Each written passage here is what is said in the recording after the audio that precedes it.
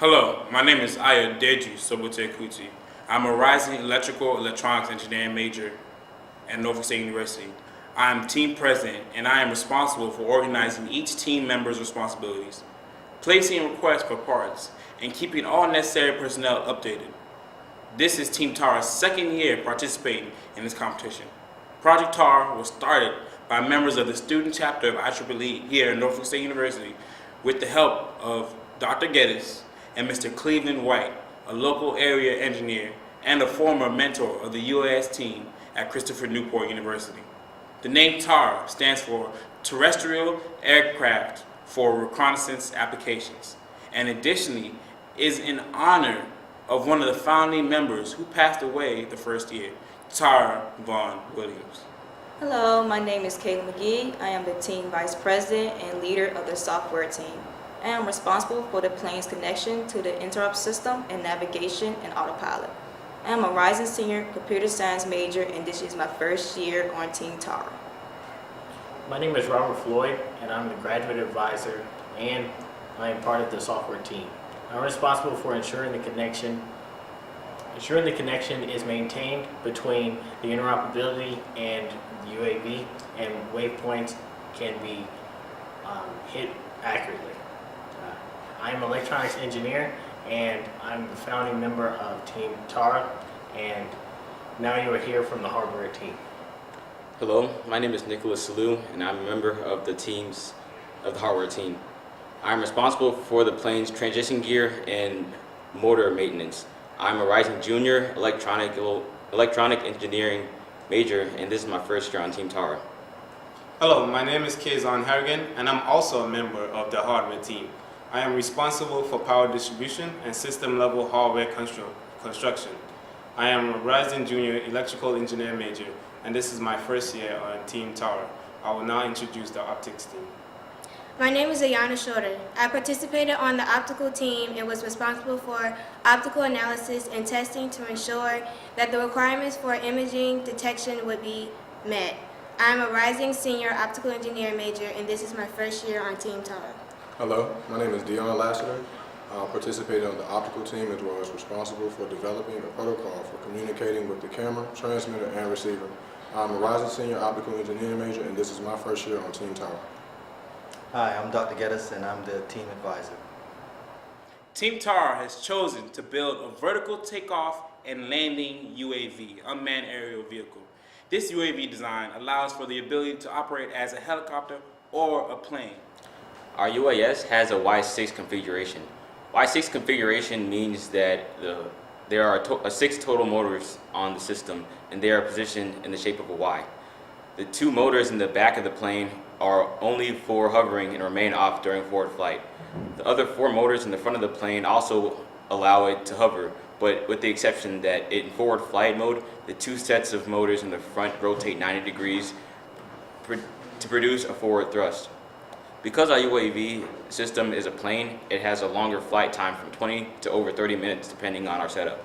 In hover mode, it only averages about 7 minutes of flight time. The power distribution system requires 22.2 volts DC to launch the UAS. The original power system of the UAV is designed with two 3S 11.1 volts DC in series. This system does not allow for any redundancy. Once the batteries are drained to 20 volts DC, 10 volts DC per battery, the UAS has to be landed and the batteries have to be changed. This configuration has an average flight time of 20 minutes, 70 minutes when doing bench testing. Team Tara's design increases the flight time and creates redundancy. We achieve this by using two 6S 22.2 volts DC batteries and putting them in parallel. This doubles the flight time minus the increase in weight. The autopilot system for this aircraft design is supported by a Pickhawk PX4 FMU autopilot flight controller. All the peripheral devices are connected to this flight controller.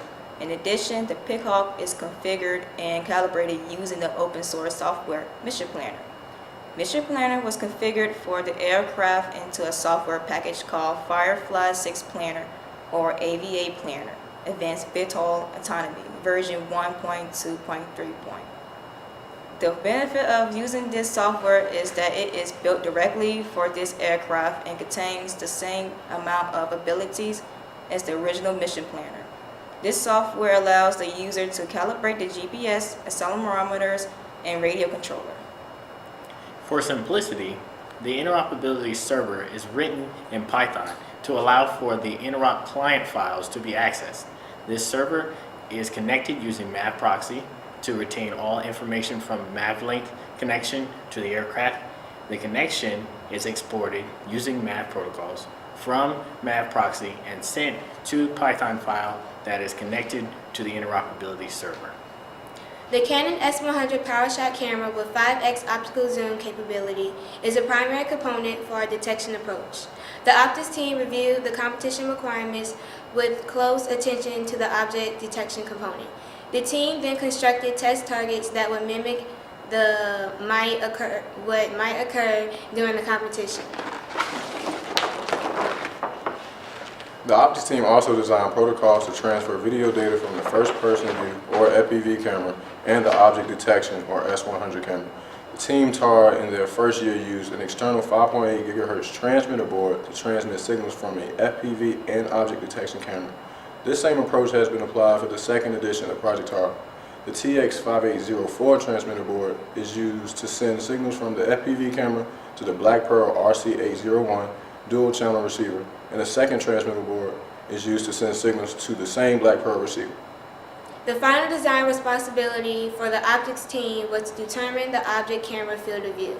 The field of view is related to the camera lens of the CCD pixel array size and relative position. The field of view helps know the area that can actually be imaged by the object detection camera. The team conducted experiments to manually measure this parameter. Based on the actual field of view and the drone altitude, the team then determined there would be additional hardware installed to sweep the camera through a range of angular motion to increase the viewable area during the drone flight. For our task, we're attempting autonomous flight, we're attempting obstacle avoidance, we're not attempting object detection, classification, localization, not attempting actionable or any autonomy parts of this task, and we're not attempting air delivery. We perform a bench test to determine the capacity of the batteries in different configurations to find a way to increase flight time. We performed a power distribution test by connecting the components to the distribution board to find out a way to conserve power and how much current and resulting battery loss. We did a hover test to hover for 3 continuous minutes autonomous and manual to obtain an average flight time for our hover mode. We also did a transition test by transitioning from hover mode to forward flight mode and back into hover mode to estimate the time needed to transition from hover to forward flight. We tested boundary conditions and flight controller disconnection fail-safe to estimate the response time of fail-safe. We completed a interoperability score test and sent the waypoints into the interoperability test to estimate the accuracy and the speed of the MAVLink connections. The team then constructed test targets that would mimic what might occur during the competition. The test verified that the camera is capable of producing a resolvable image of the test target at the expected distance away. Since we plan to have a flight altitude of 110 feet, we use this as our expected distance. We have completed 5 autonomous flights with autonomous takeoff and landings. These flights have no time in manual. We are currently in the process of completing a full mission test. In conclusion, I just want to thank the NSU Engineering Department for helping us out so much. I want to thank Dr. Mead. I want to thank Dr. Geddes for all the support, the help, and technical advice. And especially I want to thank one of our former NSU undergrad students, Nicelo Green, for jumpstarting and pushing this project, because without him, there wouldn't really be any Project TAR. So I want to thank that. And this is Team Tara. Behold The green and gold.